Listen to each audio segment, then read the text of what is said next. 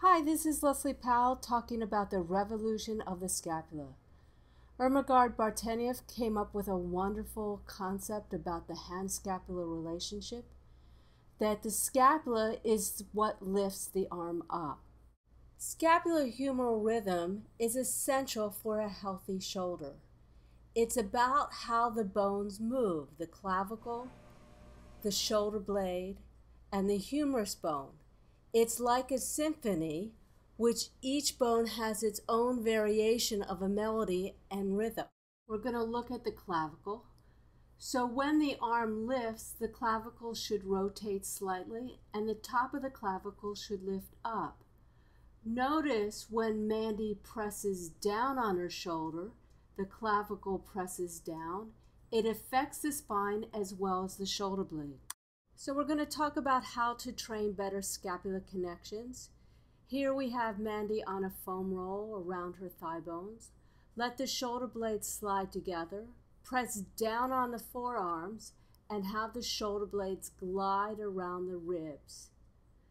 You should feel your shoulder blades widen without changing your spine. Here she's using her arms and her scapula is stable as she lifts. So when you move the arm in space, the rhythm of the scapular humerus bone and clavicle changes.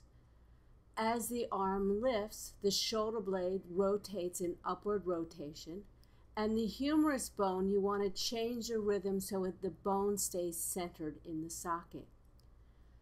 We're trying to achieve a wide clavicle as well as a wide shoulder blade. You want to have these same principles of the scapular clavicle when your client lies in supine. Here I have Mandy lying on her back. I use my hands to tell her to keep her humeral head pressing down into my hands. This is the most important action. Until she can do that, I don't let her elbows go down to the table. Press down on me. I need more. Good. Press. Straighten your arms. Don't leave me. There you go.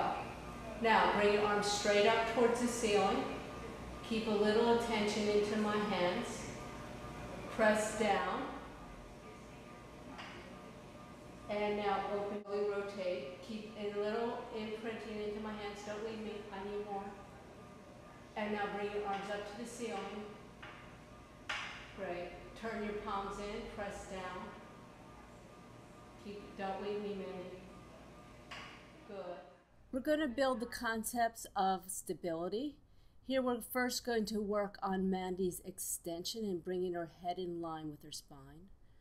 The lower trapezius is responsible for depressing the shoulder blade, especially in coordinating with upward rotation. Here we're going to have Mandy slide her shoulder blade down using lower trapezius only. You should see the ribs in the back long. Changing directions, we're going to coordinate extension of the arm, pulling the lower trapezius slightly down and having the shoulder blade do upward rotation and the triceps working. In bad version, see how the shoulder blade is riding up.